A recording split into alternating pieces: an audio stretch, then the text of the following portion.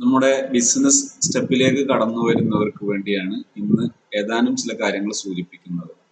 നമ്മൾ ഏതൊക്കെ വിഷയങ്ങൾ ശ്രദ്ധിക്കണം, ഏത് സ്റ്റെപ്പുകളിലൂടെയൊക്കെയാണ് കടന്നു പോകേണ്ടതെന്ന് നമുക്ക് മനസ്സിലാകണം. അതിൽ പ്രധാനപ്പെട്ട ഒന്നാണ് ID ക്രിയേഷൻ. ആദ്യം നമ്മൾ ചെയ്യേണ്ടത് ID ക്രിയേഷനാണ്. ഒന്നാമത് ഞാൻ പറഞ്ഞ കാര്യങ്ങൾ ആദ്യത്തെ വീഡിയോകൾ കണ്ടിട്ടുണ്ടാവും എന്ന് മനസ്സിലാക്കുന്നു. ID ക്രിയേറ്റ് ചെയ്യുന്നു. ഇപ്പൊ ഹെർബ ലൈഫ് ആണെങ്കിൽ ID ക്രിയേറ്റ് ചെയ്യുന്നത് രണ്ട് രീതിയിലാണ്. ഒന്ന് പ്രിഫേർഡ് കസ്റ്റമർ, രണ്ടാമത്തത് അസോസിയേറ്റ് ID. പ്രിഫേർഡ് കസ്റ്റമർ എന്ന് പറഞ്ഞാൽ കേവലം ഒരു കസ്റ്റമറാണ്. അവർക്ക് വാങ്ങാം. 100 വോള്യൂം പോയിന്റ് വാങ്ങുമ്പോൾ 25% പ്രൊഡക്റ്റ് എത്രയും വാങ്ങാം. വാങ്ങിയിട്ട് 100 വോള്യൂം പോയിന്റ് ആയാൽ ഒന്നിച്ചാകാം, അല്ലെങ്കിൽ മുറത്തവനാകാം. അതിൽ എപ്പോഴാണോ 100 വോള്യൂം പോയിന്റ് ആകുന്നത് മുതൽ 25% ഡിസ്കൗണ്ടിൽ വാങ്ങാം. 25% എന്ന് പറയുന്നത് GST വേരിയേഷനോട് കൂടെയാണ്. അതായത് ചെറിയ വ്യത്യാസങ്ങൾ GST പരിഗണിക്കുമ്പോൾ ഉണ്ടാകും. ഇപ്പോ അത് 500 വോള്യൂം ആകുന്ന സമയത്ത് അവിടെ നിന്ന് അങ്ങോട്ട് അതിന്റെ വോള്യൂം പോയിന്റ് അതിന്റെ റിഡക്ഷൻ വ്യത്യാസം ഉണ്ടാകും. ഇതാണ് പ്രിഫേർഡ് കസ്റ്റമർ. അതേസമയത്ത് ഒരു അസോസിയേറ്റ് ID എന്ന് പറയുന്നത് ബിസിനസ്സിന് സന്നദ്ധമാകുന്ന ഒരാൾക്കുള്ള ഐഡിയാണ്. അതിന്റെ കൂടെ ഈ അസോസിയേറ്റ് ID എടുക്കുന്ന സമയത്ത് FSSAI ലൈസൻസ് എടുക്കണം. സെൻട്രൽ ഗവൺമെന്റിന്റെ ഫുഡ് പ്രൊഡക്റ്റുകൾ വിൽക്കാനുള്ള ലൈസൻസ് ആണ്.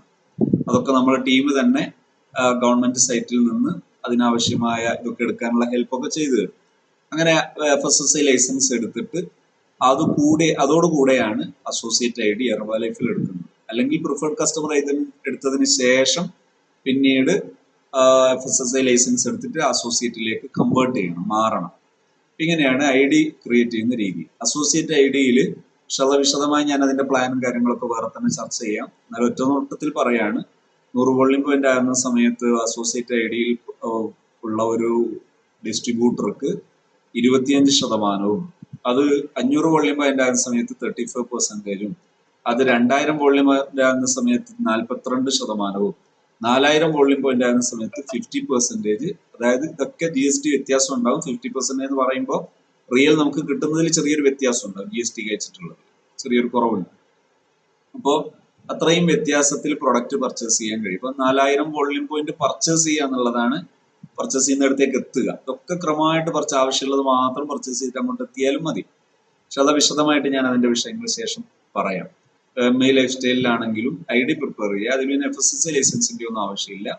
പിന്നെ പാൻ കാർഡ്, അതുപോലെ email ID, phone number, Aadhaar കാർഡിലെ ആ ക്ലിയർ ആയിട്ടുള്ള അഡ്രസ്സ്, ഇത്രയും കാര്യങ്ങൾ, ഡേറ്റ് ഓഫ് ബർത്ത്, നമ്മുടെ വൈഫിന്റെ അല്ലെങ്കിൽ നമ്മുടെ ഹസ്ബൻഡിന്റെ അങ്ങനെ ബന്ധപ്പെട്ട ഒരാളുടെ, അതായത് നോമിനി ആയിട്ടുള്ള ഒരാളുടെ കൃത്യമായിട്ടുള്ള അഡ്രസ്സ് കിട്ടുന്ന ഒരു പ്രൂഫ് നൽകിയാൽ മതി. ആ പ്രൂഫ് തന്നെ നൽകണമെന്നില്ല, അതിന്റെ ഒരു കോപ്പി നൽകിയാൽ മതി. അതിലുള്ള അഡ്രസ്സ് വെച്ചിട്ട് അതിലുള്ള അഡ്രസ്സ് അനുസരിച്ച് ചെയ്യും. അപ്പൊ അങ്ങനെയാണ് MI ലൈഫ് സ്റ്റൈൽ. പ്ലാനും കാര്യങ്ങളൊക്കെ ശേഷം നമുക്ക് വിശദമായിട്ട് പഠിക്കാം. രണ്ടാമത് നമ്മൾ വിഷയം മനസ്സിലാക്കേണ്ടത് ഇതിൽ എങ്ങനെ പരസ്യം ചെയ്യണം, എന്തൊക്കെയാണ് പരസ്യം ചെയ്യുന്ന രീതി. ഏറ്റവും പ്രധാനപ്പെട്ട നമ്മുടെ പരസ്യത്തിന്റെ രീതി എന്ന് പറയുന്നത് നമ്മൾ ഉപയോഗിച്ചിട്ട് റിസൾട്ട് എടുക്കുക എന്നതാണ് ഏറ്റവും എളുപ്പമുള്ള രീതി.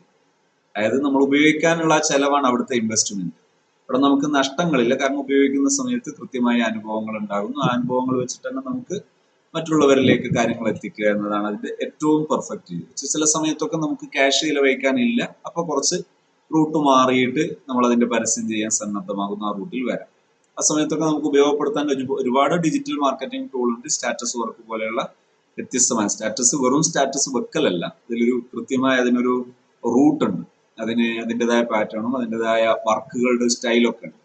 അത് ആ അർത്ഥത്തിൽ തന്നെ ആ രീതിയിൽ തന്നെ അത് വർക്ക് ചെയ്യുക എന്നതാണ്. അതിൽ ഇൻവിറ്റേഷൻ നമ്മൾ പഠിക്കണം. എന്താണ് ഇൻവിറ്റേഷൻ, എങ്ങനെയാണ് ഇൻവിറ്റേഷൻ ചെയ്യേണ്ടത്, എന്തൊക്കെ കാര്യങ്ങൾ ഇൻവിറ്റേഷനിൽ വരരുത്, പ്രസന്റേഷൻ എന്താണ്, ഇൻവിറ്റേഷൻ എന്താണ് വ്യത്യാസം, അതുപോലെ ഒബ്ജക്ഷൻ ഹാൻഡിലിംഗ്, ഒരാളോട് സംസാരിക്കുന്ന സമയത്ത് അവർ ചോദിക്കുന്നത് എന്തായിരിക്കും, അതിന് ഉത്തരം പറയേണ്ടത് എങ്ങനെയാണ്. പിന്നെ മനസ്സിലാക്കേണ്ടത് പ്രൊഡക്റ്റ് റിസൾട്ടിലേക്കാണ് നമ്മൾ പോകേണ്ടത്.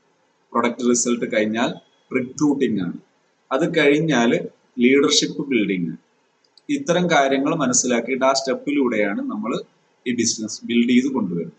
ഈ കാര്യങ്ങൾ മനസ്സിലാക്കിയാൽ ബാക്കി ഭാഗങ്ങൾ നമുക്ക് വളരെ എളുപ്പം കൊണ്ടുപോകാം. ഒരുപക്ഷെ നമ്മൾ അധ്വാനിക്കുന്ന ഏത് ഒരു അധ്വാനത്തെക്കാൾ എളുപ്പമുള്ള അധ്വാനവും അതേസമയത്താൽ കൂടുതൽ ഫലപ്പെടുന്ന റിസൾട്ടുമാണ് ഇതിൽ നമുക്ക് കാണാൻ കഴിയുന്നത്.